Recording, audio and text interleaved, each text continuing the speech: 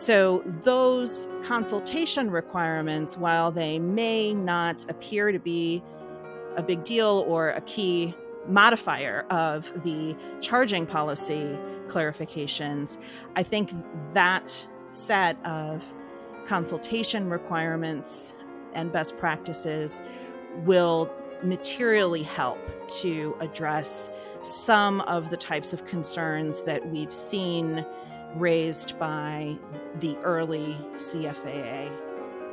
I'm Stephanie Pell, and this is the Lawfare Podcast, June 28, 2022. On May 19th, the Department of Justice announced a new policy concerning how it will charge cases under the Computer Fraud and Abuse Act, or CFAA, the primary statute used against those who engage in unlawful computer intrusions.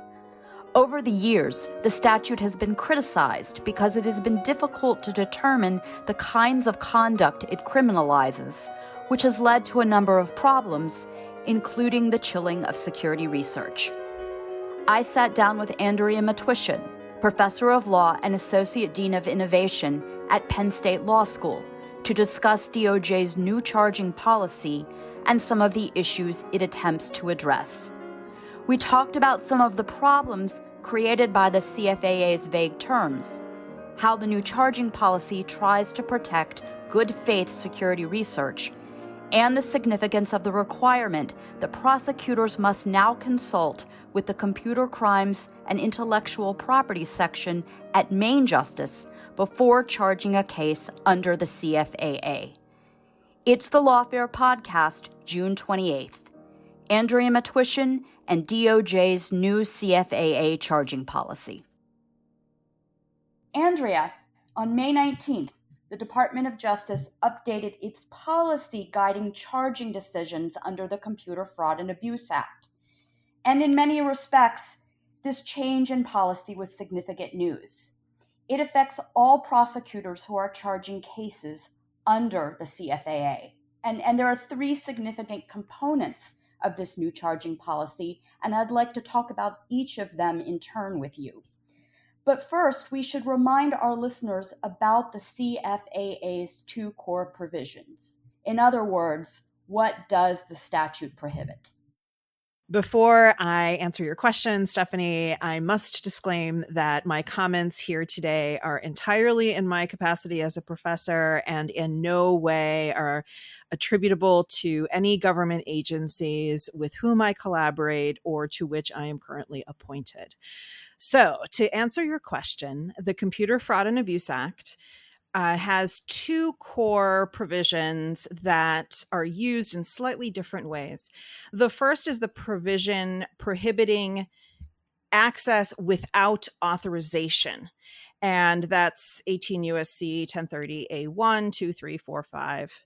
And the second provision is the provision about exceeding authorized access, and that is 18 U.S.C. 1030 A1, 2, and 4. So basically, the first one, without authorization, means that someone is engaging with a system in ways that they never had specific permission to engage with, loosely put, colloquially. And the second provision is about the situation where someone is engaging with that system over and above what they were ostensibly allowed to do.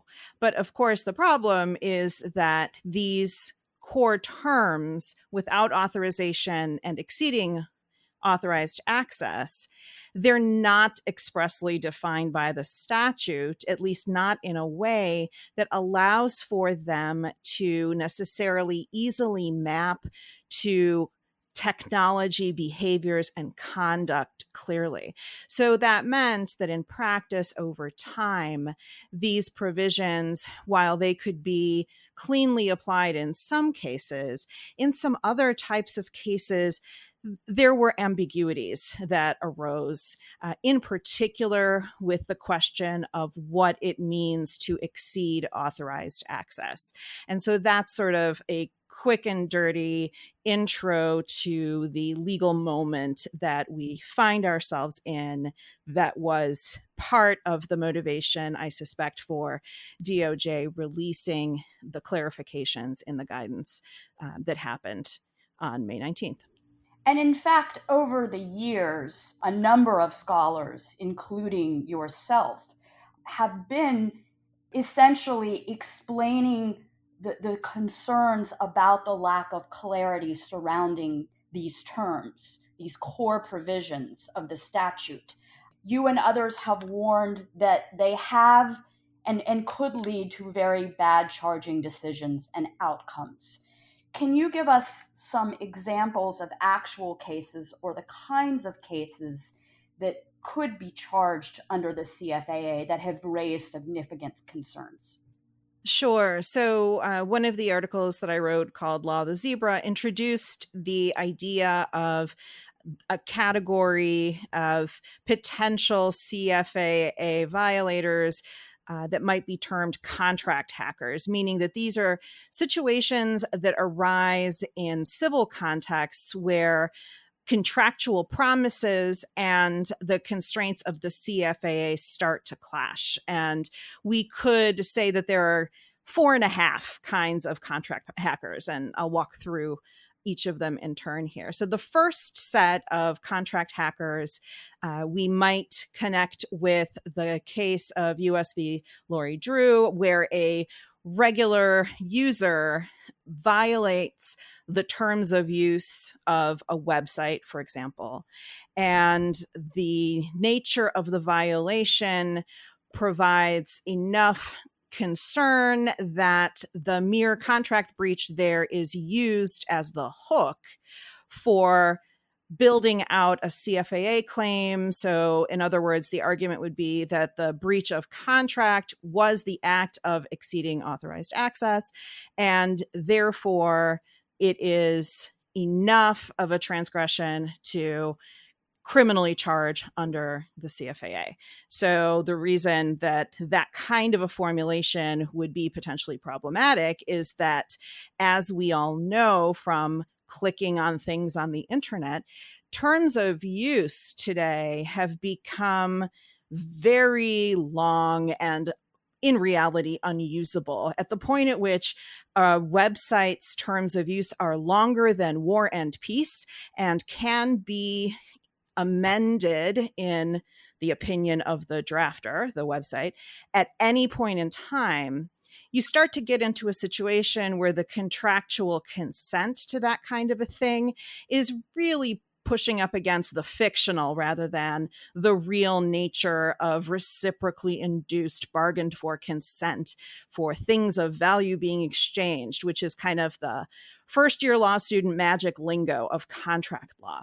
So when you start to allow for even minor breaches potentially of those kinds of agreements to be the basis for piggybacked on criminal charge, that really changes the nature of engaging on the web as a consumer.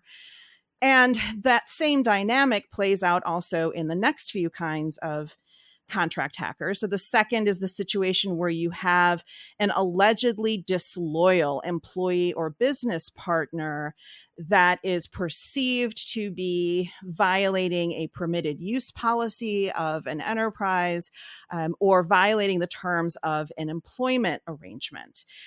So you could subdivide these into sort of commercial thieves and vandals and maybe slackers. So we see in cases such as International Airports v. Citron in the Seventh Circuit and US v. Nozzle in the Ninth Circuit, you have these situations where you had employees who left particular enterprises and they were, in the opinion of their employers, either destroying information on the way out in the case of Citron, or using information that was not theirs for the taking and reuse.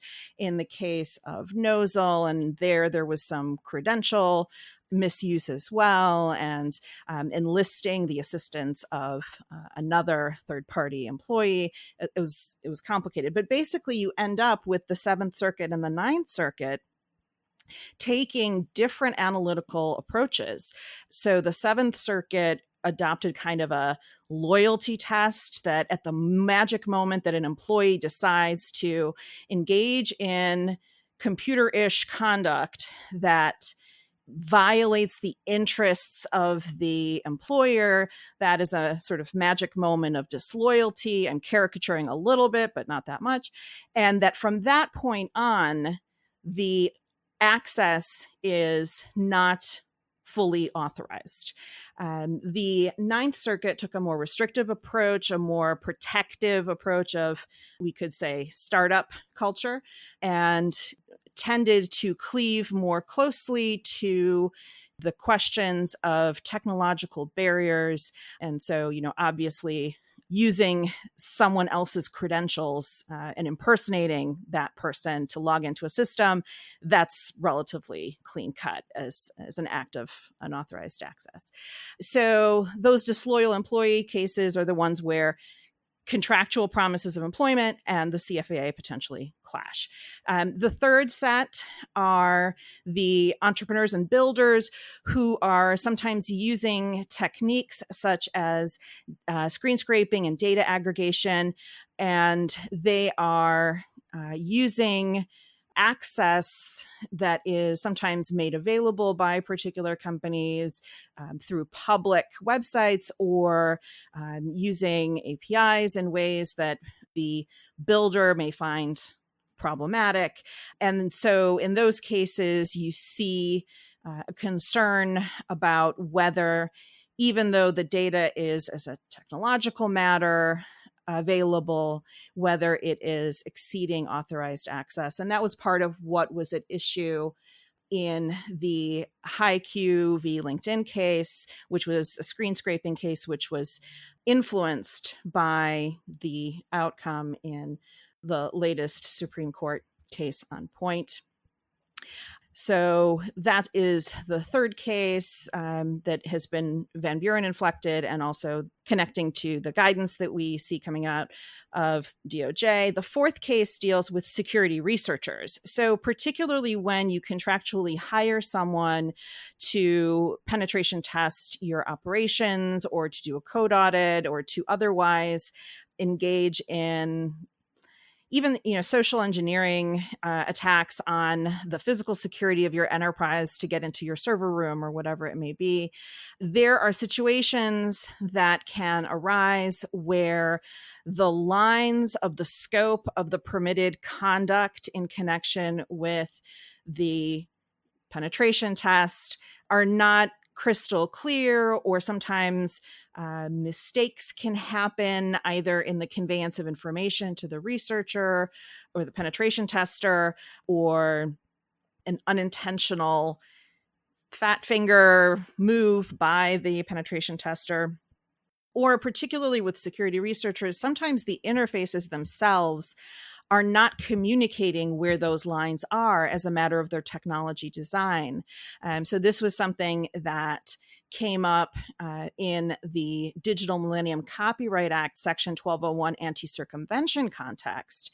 And it was that concern of unclear system design that motivated in part the Copyright Office and the Librarian of Congress to approve a security research exemption in 2015 to Section 1201 of the DMCA. I was one of the lawyers on that. And it was that lack of clarity in the technology structures and the translation to an understandable legal line that animated that granted request, which has been renewed every 3 years since.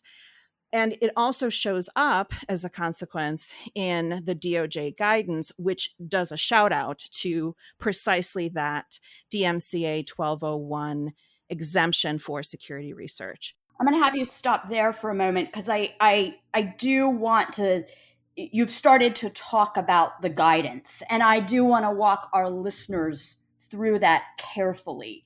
You noted the Supreme Court's 2021 decision in Van Buren, which provides some greater clarity about the meaning of one of the two CFAA core provisions, exceeding authorized access. Can you give us just a brief background first on Van Buren? Who was he and what did he do? And ultimately, what was he charged with? Sure. So I, in the last question, said there were sort of 4.5. This is the 1/2.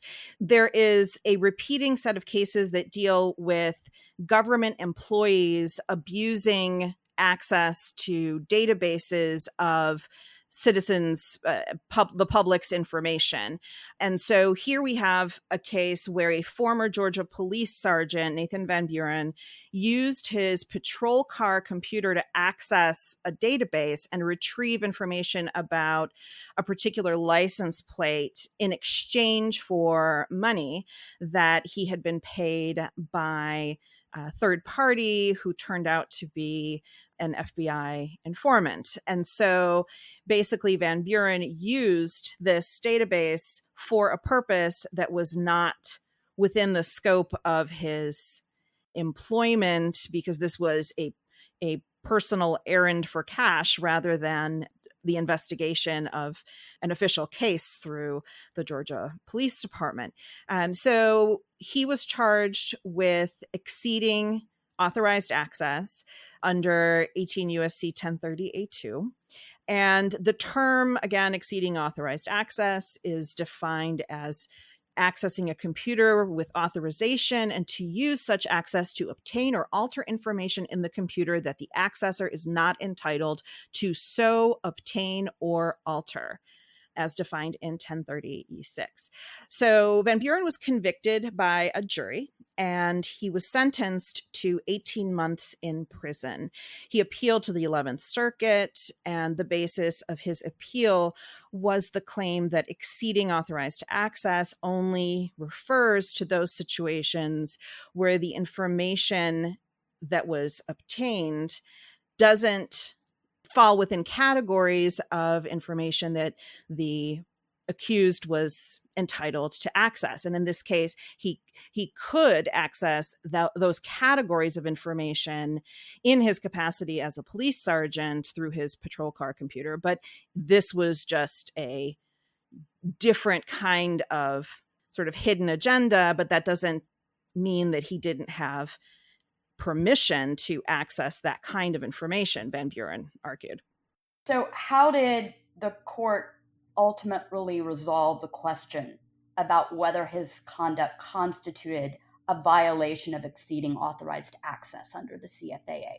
So ultimately, the court tells us that an individual exceeds authorized access when he accesses a computer with authorization, but then obtains information located in particular areas of the computer, and I'm quoting from the Supreme Court decision here, such as files, folders, or databases that are off limits to him. The parties agree that Van Buren accessed the law enforcement database with authorization. So the court took Van Buren's side. And the court continues, the only question is whether Van Buren could use the system to retrieve license plate information. Both sides agree that he could. So the court ultimately found that Van Buren did not exceed authorized access to the database.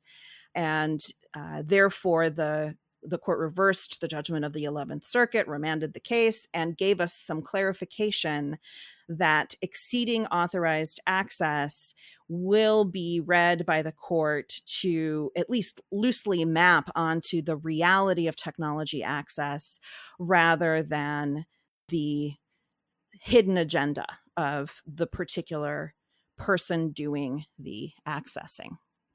So then turning to DOJ's new charging policy, how does it implement Van Buren? And does it address some of the problematic contract-based fact patterns that you previously had discussed? It does start to address some of those ambiguous areas. So in particular, the DOJ guidance clarifies the charging policy for CFAA cases. And reading through the guidance, you can see that they've divided it into 3 discrete sections discussing their charging policy in particular, one dealing with the situation where the access is without authorization, a second dealing with the situation where the access is exceeding authorized access, and then a third section that clarifies that the department will be looking at broader questions of whether the prosecution serves the goals, the bigger picture goals of DOJ with respect to CFAA enforcement. So in particular, in that discussion, DOJ clarifies that the considerations such as security research and the value of the investigation and the set of counterbalanced variables around the facts and circumstances will be considered in making charging determinations. So in particular, in that third piece of the charging policy document, that shout out to the Section 1201 exemption for security research that I mentioned previously is highlighted as a sign, a consonant approach to the one that's articulated here in this guidance, and acknowledging something that the security research community has heard DOJ say for a long time now, that security research is an indispensable piece of this broader puzzle of making our society more secure, both for national security reasons and for reasons of corporate information security. So highlighting the importance of researchers as a key component of this ecosystem had certainly been the position of central DOJ for a long time, but because of the decentralized nature of some of the prosecution decisions in the past, the dominant opinion of the Computer Crimes Division at Main Justice has not necessarily been mirrored identically by other pieces of the Department of Justice. So U.S. attorneys and line prosecutors not in D.C. have sometimes analyzed facts and circumstances in ways that I suspect would not have been the way that Main Justice, CSIP's computer crime team, would have analyzed those facts. I want to pull a little bit more then on how this policy is looking to protect good faith security research. And the first thing I'll say is it says good faith security research, not just security research. Do you agree with this framing? Do you think it provides enough of the kind of protection to the security research that we know is necessary and extremely beneficial to the broader security ecosystem? I think it's a great start, and it mirrors the language that we have currently in the exemption with respect to DMCA Section 1201. The idea in that language in the copyright context, and I suspect in this context as well, is that intent is something that courts regularly determine based on the facts of particular cases. So courts are comfortable with looking at the totality of circumstances around an alleged offense, as are prosecutors, I suspect, considering themselves also, if not equally capable, to deduce intent after an investigation of a particular incident. And where there appears to be clear evidence that an act, even if problematic, was made without malice, with an intent to help, not hurt, the questions of security that are implicated, those are the situations where charging may not be in the best interest of the bigger picture of improving security. So is this an absolute protection for all security research? No, I don't think it is. It creates the possibility, which could be a risk in some cases. We recently saw a lengthy discussion of, for example, the CIA employee who allegedly leaked sensitive attack tools to outsiders because of anger at his employer, allegedly. So you could have a situation where someone engaged in security research, even if it starts out as well-intentioned, things happen that causes a reevaluation, and it ends up being somehow an intentional contribution to a criminal enterprise, though that is, I would hope, a very low probability event. I can understand where that possibility would be left open by DOJ. So I think this gets us a long way, even if not as far as the security research community might hope to ultimately see it go. But the reason that this is stronger protection than it might appear on the face of that language is actually the consultation requirements section that appears before the charging policy discussion. So by shifting the consultation requirements from being entirely optional on the part of local prosecutors to a best practice statement and a requirement in the case of charging, it means that Main Justice is trying to even out the administration of charging and the application of the CFAA across the country. By encouraging investigative consultation, it means that there'll be a more consistent set of practices employed in uncovering evidence and building a possible case with respect to CFAA charges, with the charging consultation being mandatory. And the language says the attorney for the government shall consult with CSIPs, meaning the central main DOJ's computer crime unit.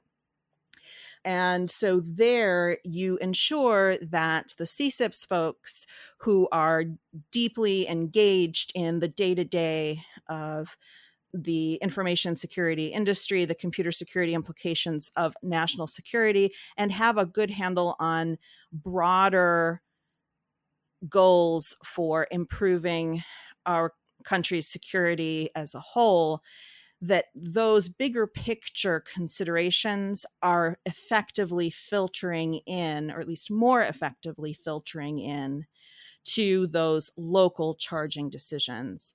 There's additionally a discussion of consultation for cases involving national security issues and a notification requirement for the Office of the Deputy Attorney General. So those consultation requirements, while they may not appear to be a big deal or a key modifier of the charging policy clarifications, I think that set of consultation requirements and best practices will materially help to address some of the types of concerns that we've seen raised by the early CFAA prosecutions that were often viewed as problematic, partially because of the unevenness of the theories that were used or the approach to charging and settlement and pleading out that were employed in various cases.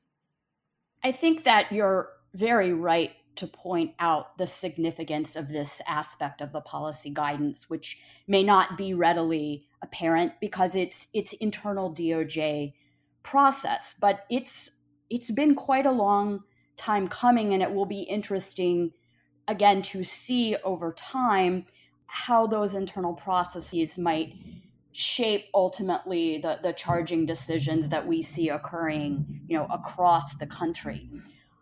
So you've basically talked about a lot of the significant aspects of this charging policy, much of which is very good news. But are there other ways that you think that this guidance could be improved? So I think there's some room for potentially further clarifying the situations that are maybe less obvious CFAA or computer intrusion fodder. For example, we haven't as often seen cases with integrity changes in a particular system. So, for example, the guidance could engage more directly with certain types of, we could say, one-off CFAA situations, such as one where the employee or intruder modifies data internally, which would certainly fall under a form of intrusion harm, but availability and integrity changes are not necessarily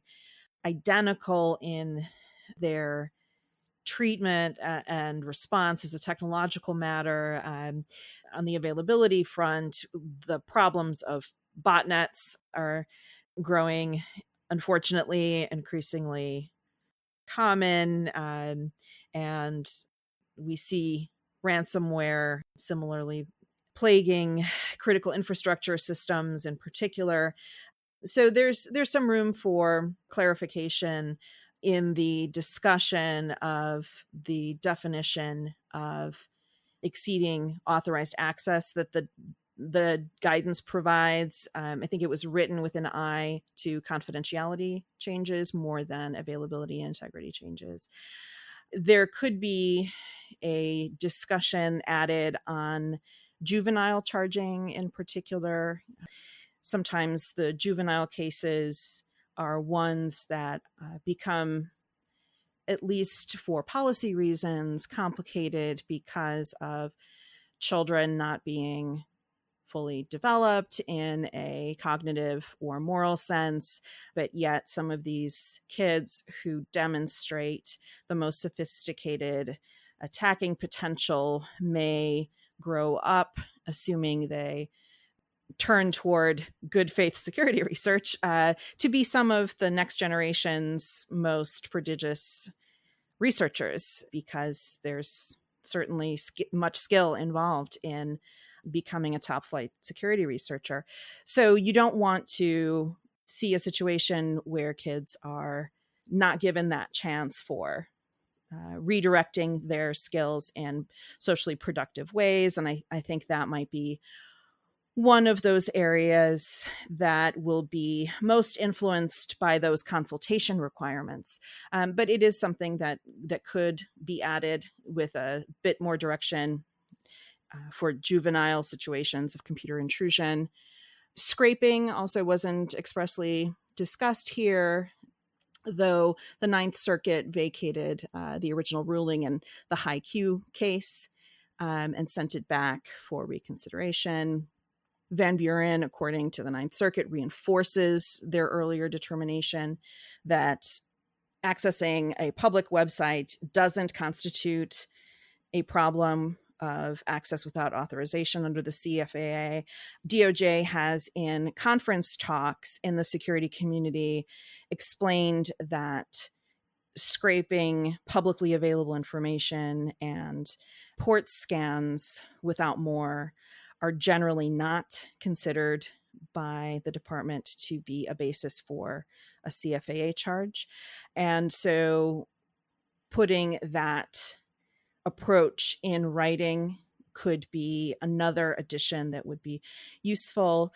The guidance could also directly connect to prior guidance that CFAA released for companies and the processes that DOJ advises on creating security vulnerability intake programs and the importance of having an obvious front door for submitting of information about flaws, bugs, malfunctions, misconfigurations to companies, and that companies should welcome these reports, not feel them to be some sort of extortion attempt or threat, because in almost all cases, they are the reporting in good faith of something that a user or a researcher has stumbled upon in the course of often just using a website. So DOJ released prior guidance a few years ago on that point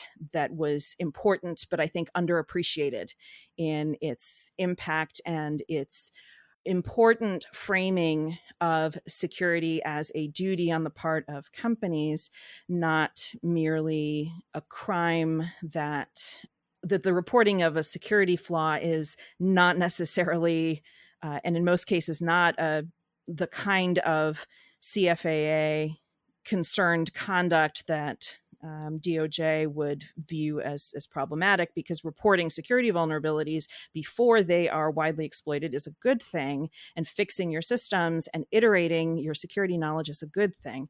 So that prior guidance was a nudge to companies basically to engage with the ISO standards on point and with the security best practices and knowledge from the robust set of baselines developed by CISA and the security community and international organizations and NIST around what it means to have a solid security program and have corporate processes that reflect baselines of security in place. So I think cross-referencing that policy would be potentially a useful bonus. So in general, I think that this policy has advanced the clarity of the scope of the Computer Fraud and Abuse Act, even if not perfect. What policy is perfect? It is certainly an important step in the right direction, and I was personally very glad to see it when it came out. So I have to ask you before we end, though, because we have been talking through this whole conversation about new policies, some, of course, which is based upon Supreme Court opinions. And of course, DOJ has to incorporate those opinions into policy. But some aspects of this policy are neither grounded in direct statutory language or in court opinions, such as how to look at good faith security research. Do you think that Congress should look at codifying aspects of this policy? In other words, because policy can change when administrations change, is there a value for Congress essentially stepping up to the plate and codifying aspects of this policy? I think that's certainly worth considering in the DMCA 1201 exemption context, which was the precedent to the good faith security research language. The Copyright Office and the Librarian of Congress has expressly asked Congress to permanently codify that exemption for purposes of the Digital Millennium Copyright Act. So they did that a few years ago in their Section 1201 report. And so yes, I think codifying, that would be a great place to start, to codify the DMCA Section 1201 security exemption for security research on consumer-facing devices. And that would then be a springboard into a CFAA codification of this type of approach. So I suspect that one pushback to a legislative clarification might be that, at least around the language of intent, that prosecutors would prefer to retain discretion around charging with as much flexibility as possible. That's a fair point. However, I think there's certainly room for clarification of CFAA language, building on the Van Buren case and this guidance, and that hopefully prior codification of the DMCA, Section 1201, security research exemption. And then at that point, you have multiple forces pushing in the same direction that would allow for perhaps a codification of this approach to make sure that a different future guidance wouldn't erode the progress of this particular guidance. I think that's a reasonable suggestion, a reasonable discussion to have, and would also advance the conversation significantly. We'll have to leave it there for now. Thanks so much for joining me. My pleasure. Thanks for inviting me. The Lawfare podcast is produced in cooperation with the Brookings Institution. You can get ad-free versions of this and other Lawfare podcasts by becoming a Lawfare Materials supporter at patreon.com/lawfare. You'll also get access to special events and other content available only to our supporters. Please rate and review us wherever you get your podcasts.